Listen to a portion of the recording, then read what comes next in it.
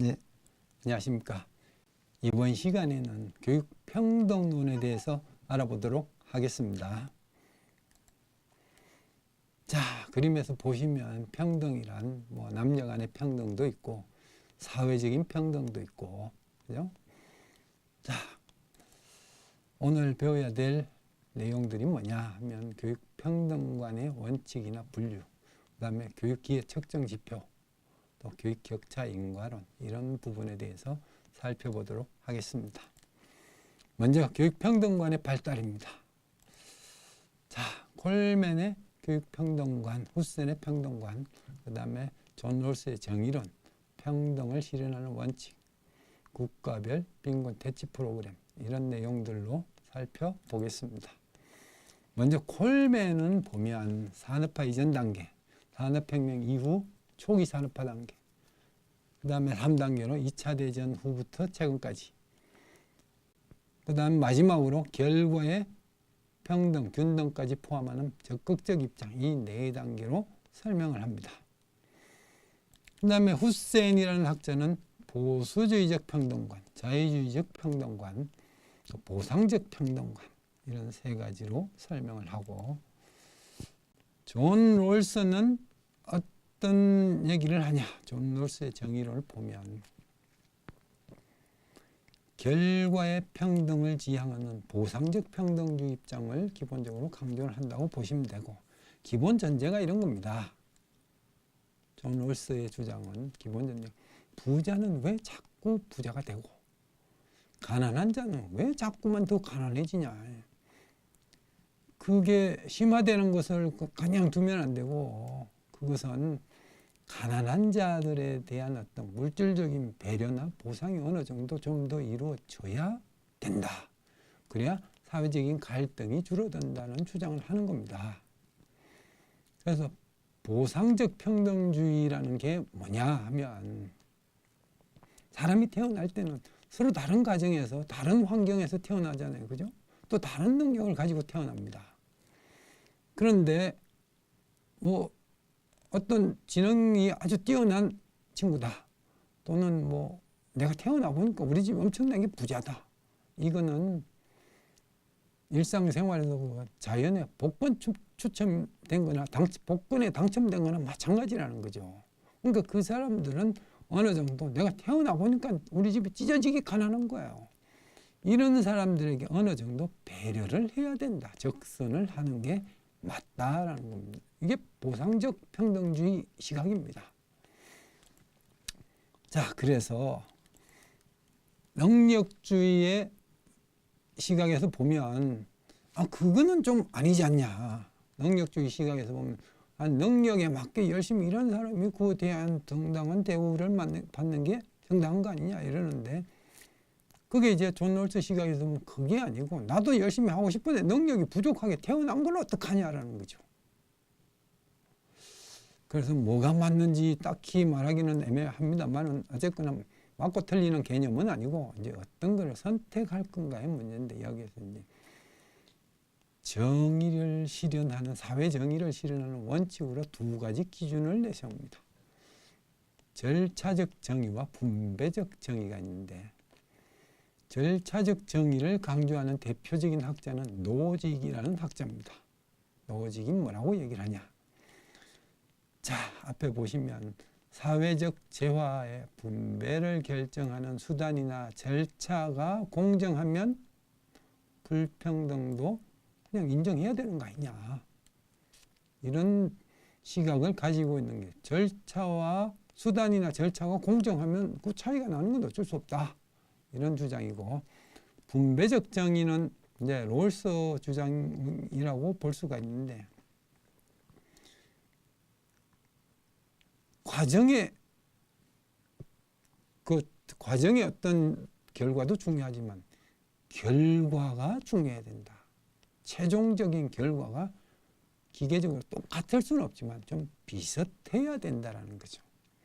결국에는 사회적 약자의 이익을 최대화하려는 주장이다, 이렇게 얘기를 하는 겁니다. 심하게 뒤에서 얘기도 하겠지만, 똑같은 물질적 분배가 똑같아야 된다라고 주장을 이제 하는 학자도 일부 있다는 거 아시면 되고, 자, 그 다음에 교육평등관입니다. 교육평등관. 어떻게 해야 되냐? 평등관의 가장 중요한 게 기회균등입니다. 기회균등. 기회균등이란 모든 사람에게 능력주의 시각이다. 모든 사람에게 기회가 균등하게 제공되면 되는 거 아니냐 하는 거죠. 그래서 우리가 교육평등관을 크게 보면 기회의 평등, 그래서 기회의 평등하고 그다음에 내용의 평등 이렇게 이제 구분을 하는데, 기회의 평등에서는 다시 허용적 평등과 보장적 평등 이렇게 구분합니다. 또 내용의 평등은 과정의 평등과 결과의 평등 이렇게 주장을 합니다. 구분을 하는데, 조금 구체적으로 살펴보면 허용적 평등은 모든 사람에게 동등한 기회가 주어져야 된다. 이게 이제 허용적 평등이고, 보장적 평등은 뭐냐? 하여튼 보장을 해줘야 된다는 거죠. 우리가 초등학교를 다니는데 우리 집은 학교에서 한 10km 떨어져 있고 또 내 친구 집은 한 500m밖에 안 떨어져 있어요. 나는 학교 오는데 10km를 걸어서 오다 보니까 아주 벌써 힘이 들어서 수업 시간에 졸린다.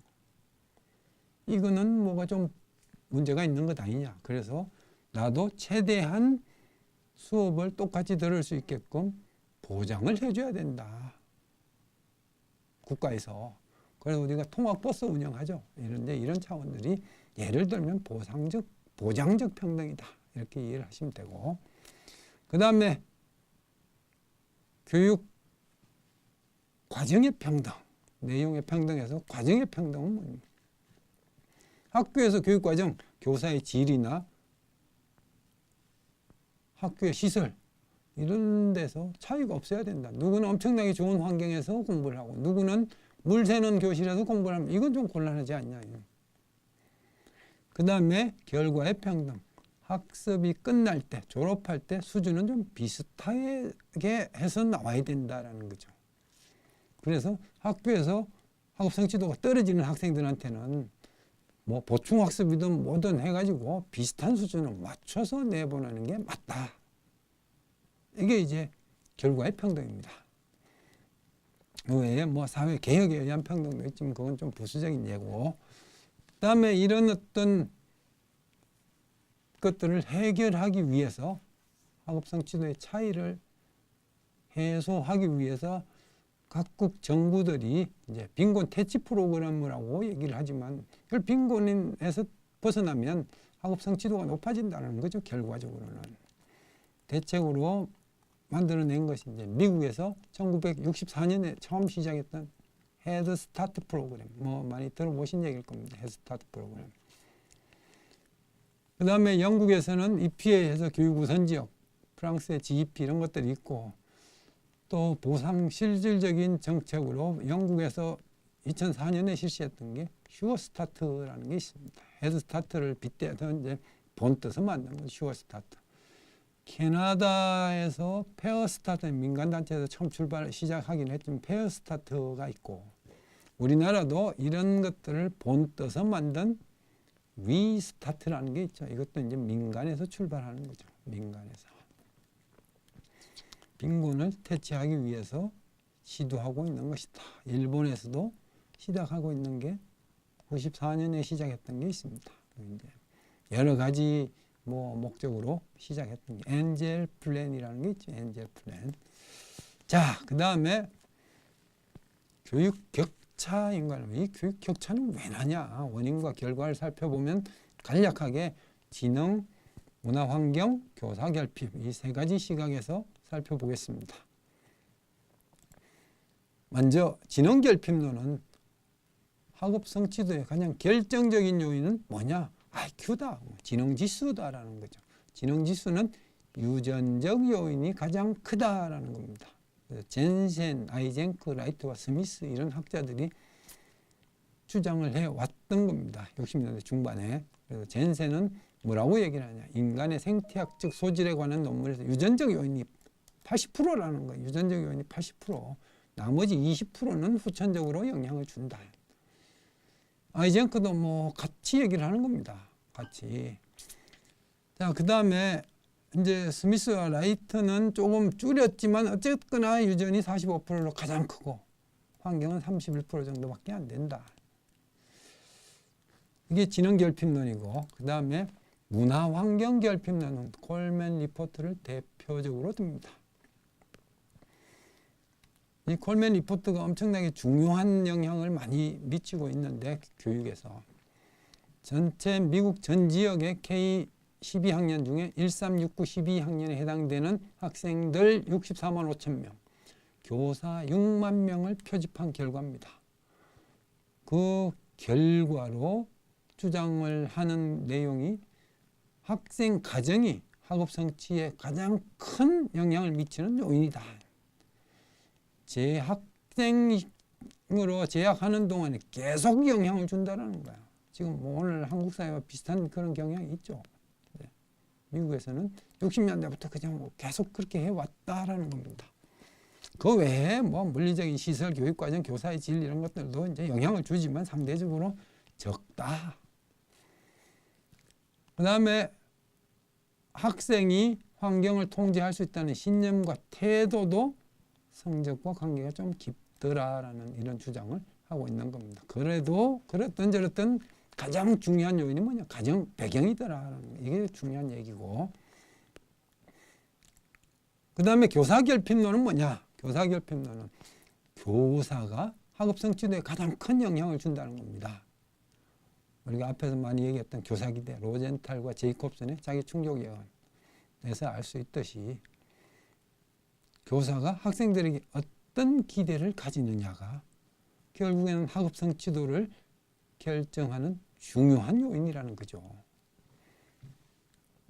그래서 우리가 이제 학교 교실에서 또는 일상생활에서 학생들을 대할 때 교사는 어떤 시각으로, 어떤 표정으로, 어떤 말로 학생들을 대해야 되느냐 하는 것들을 이제 결정해 주는 요인이 바로 이 교사결핍론입니다. 학생, 우리가 이제 개인 사회적인 관계도 마찬가지지만 상호 간의 기대가 적용되는 말 또는 표정 이런 것들이 다 겉으로 드러나죠. 상대방도 안다, 상대방도 느낀다라는 거죠. 굳이 표현을 안 해도 저 선생님이 나에게 어느 정도 기대를 가지고 있구나. 선생님이 나에게 기대를 갖지 않으면 학생은 관심을 안 갖게 되는 거죠. 똑같은 얘기입니다. 상호간에 주고받는 개념이라는 거죠. 자, 이게 교사 결핍론이라는 겁니다. 이런 것들을 이제 결핍을 개선하는 방향으로는 뭐 교사가 열심히 해야 되겠죠. 일단은 모두가 잘 가르칠 수 있다는 기대나 태도를 가지고 있어야 되고, 그 다음에 교사 학습 과정의 어떤 교육과 평가나 학급 내 사회관계의 어떤 구조가 그거를 실천할 수 있는 구조로 만들어져 있어야 되고, 그 다음에 수업에서 평등주의적 수업 실천이 이루어져야 된다.